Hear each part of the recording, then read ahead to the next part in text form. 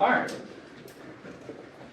So, yesterday, if we kind of go through this, remember, number one, we walked through, we talked about writing these into words. That wasn't a big deal.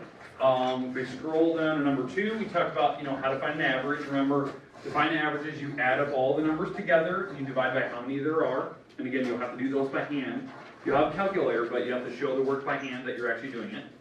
Number three, it would be some type of order of operations problem where you have multiplying, adding, subtracting, dividing, exponents, something like that. It won't be overly complicated. It's just I'm testing whether you're going the right order. Okay? All right? And number four that we did yesterday was factors. That's where we ended yesterday. Agreed? Okay, today we're going to continue on with that same idea. Okay? We're going to go on to number five. We're going to try to go through, I believe, number 8 today. So 5, 6, 7, and 8. So we have 4 next problems. Once we're done with that, that will be up to lunch at that point. And after lunch, we will be talking about multiplying, adding, subtracting decimals. You will get homework on that today. So you need your book after lunch today. Make sense? Because we'll go through 1 or 2 examples of that. So it'll be very, very straightforward. I didn't pick very many problems. I think you have like 12 problems or something like that for them. It's something pretty straightforward. So, okay. All right, let's continue on with number 5 here. So, okay, on this one, they're asking for the first 10 multiples. Okay, first 10 multiples, and you have to list them in set notation. Okay, multiples are not factors. I'm not trying to figure out what numbers multiply to give us 15. I don't care about that. I want to know when you take 15 times 0, 15 times 1, 15 times 2, multiply. That's what you should be doing. So, what's 15 times 0? 0. Okay. 15 times 1? 15. 15 times 2? 30. Okay. Here's the trick. Here's the shortcut. Just add 15 every time. Add 15. Add 15. Add 15 again. Add 15. Add 15. Add 15. Add 15. Add 15. Add 15. Add 15. And here's how I know that I'm done, because I can keep going forever. Right? That's 15 times 2, 3, times 4, times 5, times 6, times 7, times 8. How I know I'm done? You started with 0, which is fine. You ended with a number, which is this exact number. You just put a 0 on the back of it. So, did I end with the number with the 0 on the back? Yep. That's how I did it. That's how I know I did it right. If you don't end with the number with the 0 on the back of it, you did something wrong at some point. So, like, let's say my number was 7, right? What should I start with? 0. And what should I end with? 0. 70. Yep, something with a 0 on the back. And it should be this number with 0 on the back. That's how I know I did it right. And I have all 10 of them there.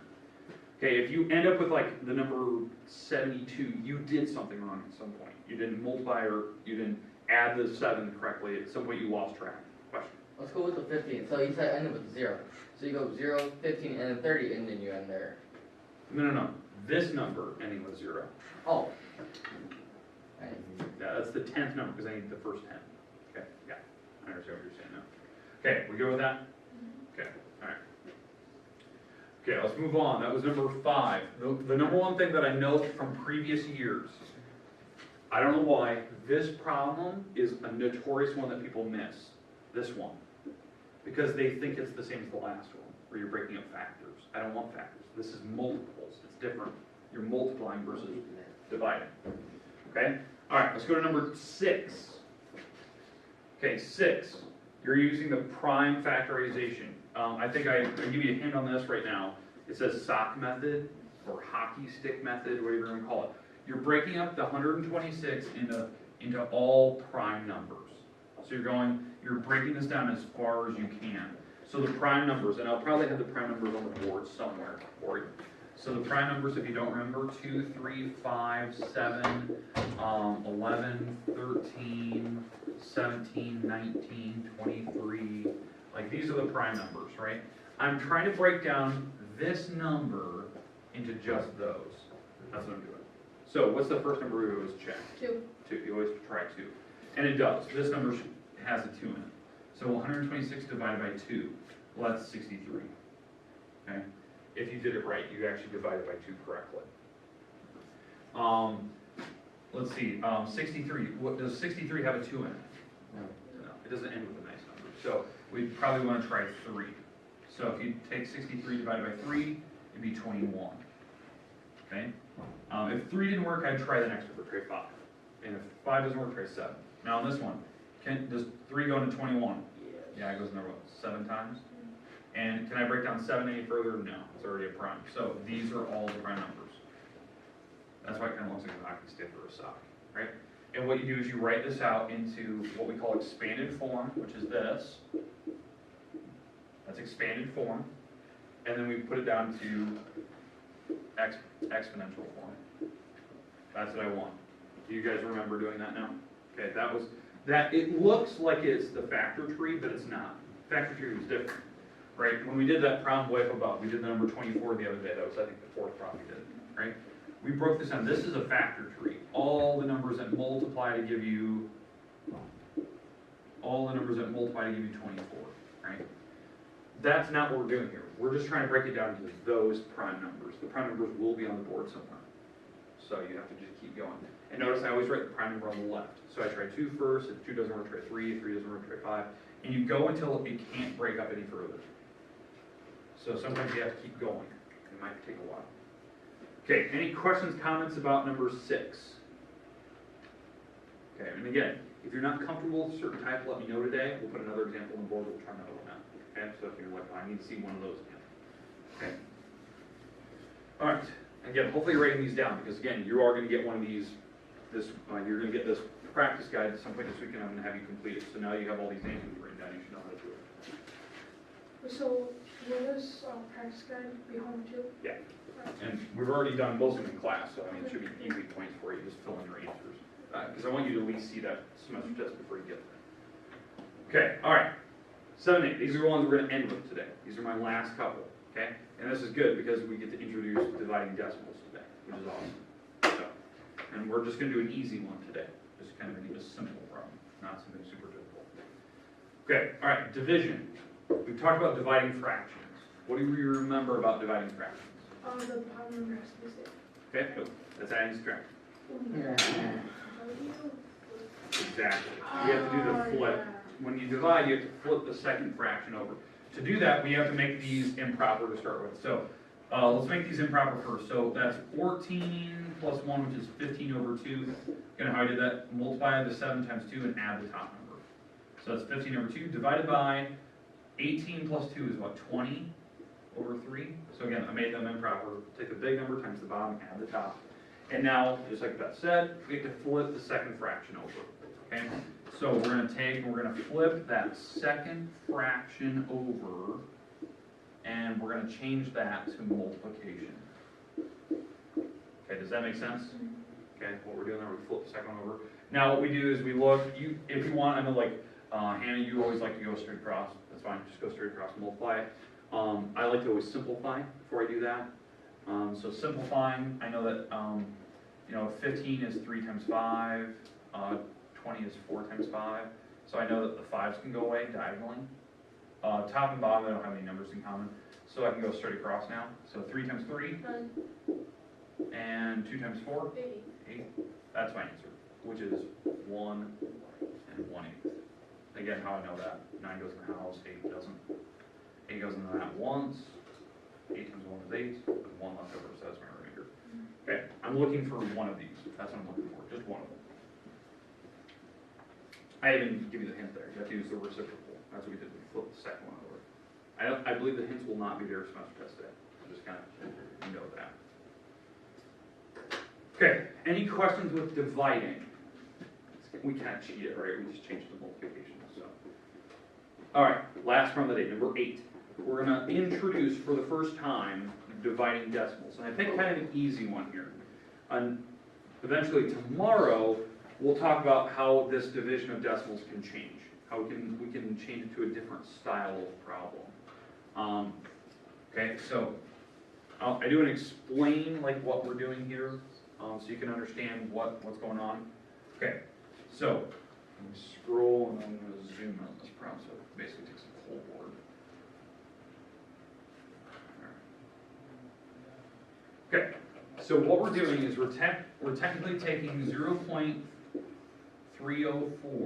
and we're dividing it by 4. So let's say what this is like 30 cents in your pocket and you're dividing it amongst your 4 best friends. So if you have 30 cents, right, that's 0.3. How much money are they gonna each get? Is it a lot of money or a little bit of money? A little bit. A little bit. You had 30 cents. You divide it amongst 4 friends. They're gonna get just a few pennies each. That's what we're doing. That's what's happening here. So that's what's gonna justify my answer. And hopefully that makes sense to you. Okay? So, how we do this?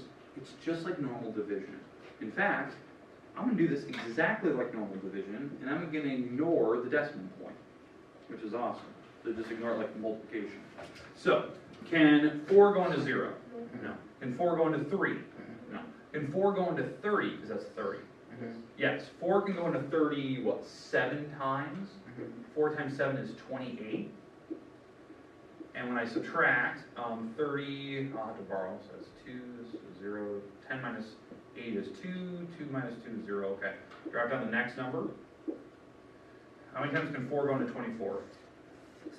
6 times, it's 24, and we get a perfect remainder of 0. If you need to, you can always put more zeros back here and drop them if you want. But since we got a remainder of 0, I don't need to keep going. And the decimal will go straight up. So it's gonna be like 0.76, well, 0.76. Yeah, 0.076, because we have to fill in all the numbers above. Because that's why you have to make sure that they're stacked over the correct number. That's why I need to make sure the 7 was above the 30 in the back. Because I need to make sure the decimal goes straight up and I fill in the zeros where they need to go. That's why it's very precise, like you're thinking about columns. They're lined up perfectly with each other. Okay, do you see how it's basically just normal division? The decimal just goes straight up and in. That's how it works. Tomorrow we'll probably introduce more, where we do more division tomorrow. That's going to be kind of our focus tomorrow after we do some more review. Okay? Make sense? Okay. I know you have about 5-6 minutes. You're fine. You can kind of work. Maybe you want to work on some of these problems or some of the previous ones. If you want me to go scroll back and look at some. Remember, tomorrow we're going to go through the next 4. So we'll do 9, 10, 11, and 12 tomorrow. Friday we'll do the last 2 or 3. I think there's 14, so the last 2 on Friday. Okay? Okay, any questions, comments? Perfect. Okay. So there you go. And the last one's the easiest one. Yeah. Okay. But after lunch we'll continue on with notes. We'll do adding, subtracting, multiplying, dividing decimals, not with this, but we'll continue on, and we will have homework today after lunch.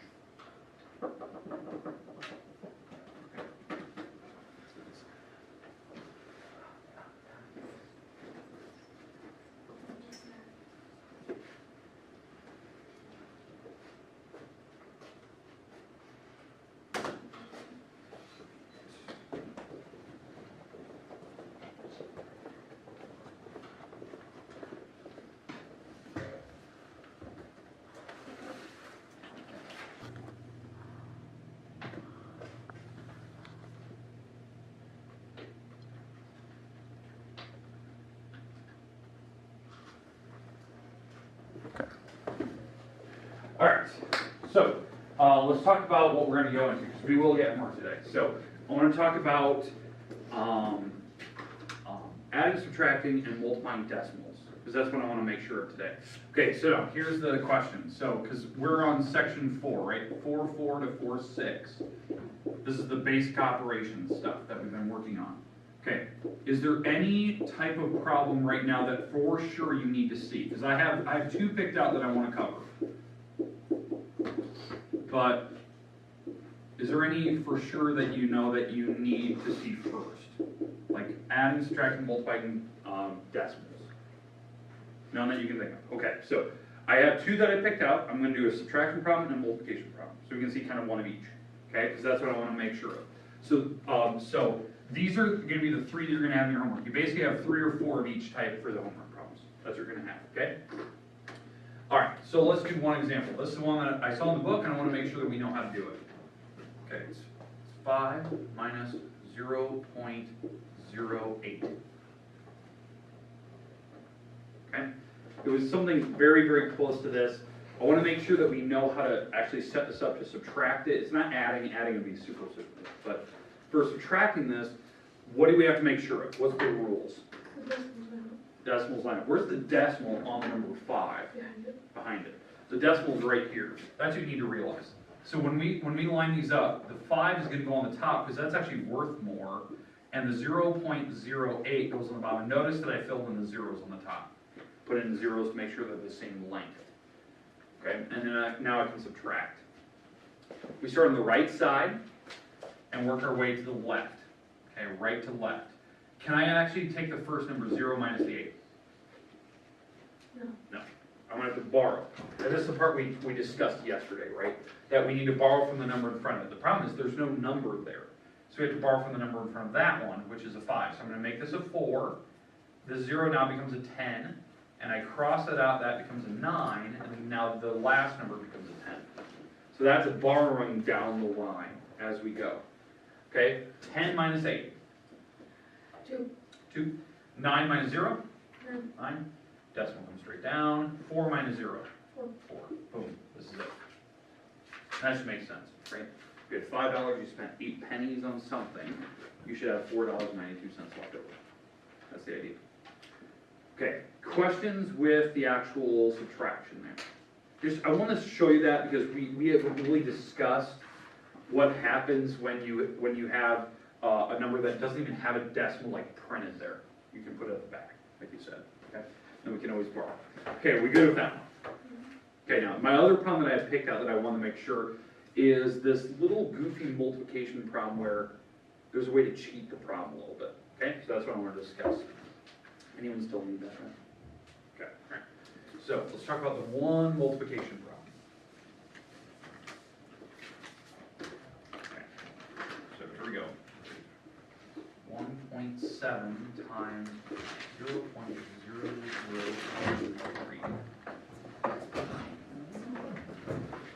Good? Alright, so, you just missed one problem that we did. I think it'll be fine. We're doing subtraction. If you need the notes, we got somebody for you. Okay. Alright. So we're gonna multiply these. Okay? Now, I don't, notice the way I wrote this. I don't mind if you do column method or if you do lattice method. But here's the thing. Here's the trick I want you to make sure of. When you first start, don't write the decimals. Okay? So just ignore them, right? So you can have that problem written down like that. But I'm gonna ignore them. So really, what is the first number if I take out the decimal? 17. What's the back number if I take away the decimal? 23. Isn't that weird? Like, I can get rid of all the decimal places. They're gone. I'm not even gonna work with them. And I'll just do this. So if you want it by lattice or column method, it doesn't really matter. I'm gonna do lattice first, I'll do column method second, to show you kind of, I get the same numbers. So by lattice method, and we have 17, we have the 23. Okay, draw the diagonal lines in here. I'm not really good at this. All right. And 7 times 2? 14. 14, okay. 1 times 2 is 2. 7 times 3 is 21, and 1 times 3 is the number 3. And again, we always have to make every number has to be 2 digits when you're actually multiplying the column by the row. Okay. All right, and then what we do is we add up the numbers diagonally. So you add those up. So this number will be a 1. This will make 7 plus 2, which is 9. This makes the number 3, and then this is a 0. So the number is 0, 3, 9, 1. And now I can put in the decimal after. Okay? Does that make sense? Now, if you're that column method person, which I am, I'm the column method type, you can do the same math. You're just taking 17 times 23. 3 times the 7 is 21, carry the 2. 3 times 1 is 3, plus the 2 is 6. Or 5, geez, what am I doing? 5. Oof, can't even add. A little, like, turtle egg, or I call it guard dog. So we're skipping over the 3 now. 2 times 7 is 14, carry the 1. 2 times 1 is 2, plus 1 is 3, and when I add straight down, that's a 1, 9, 3.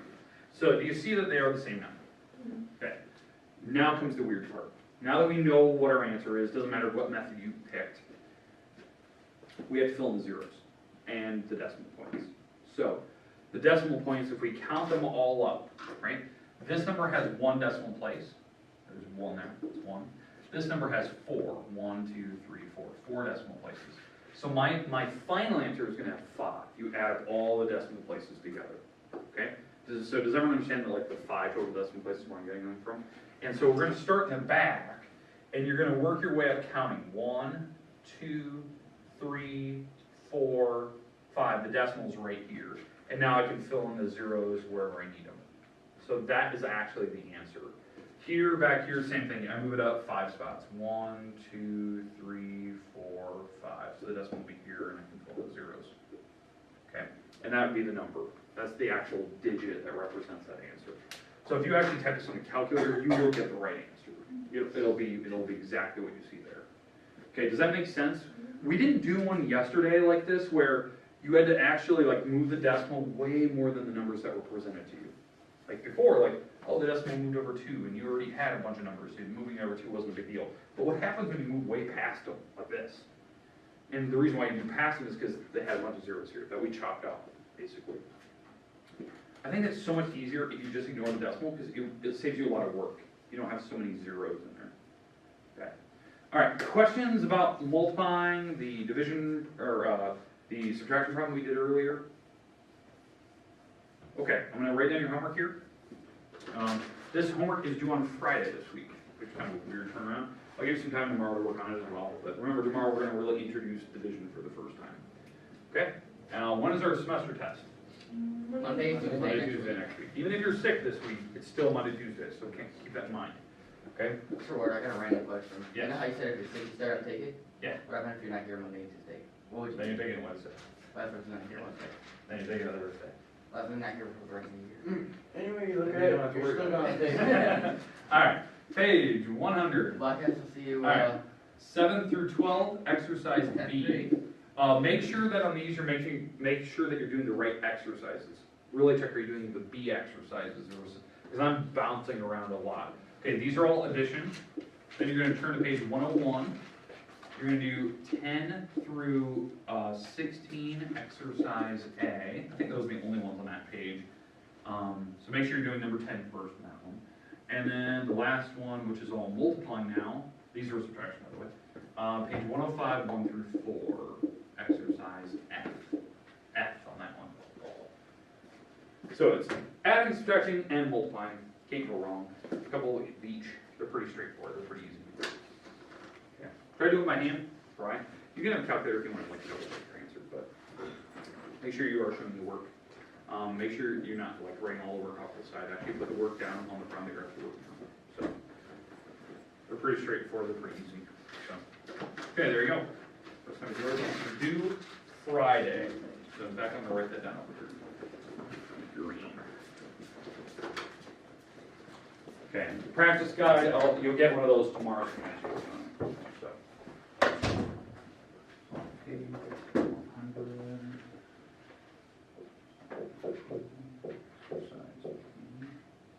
You got your total 2, right? What? Total 2 you got here?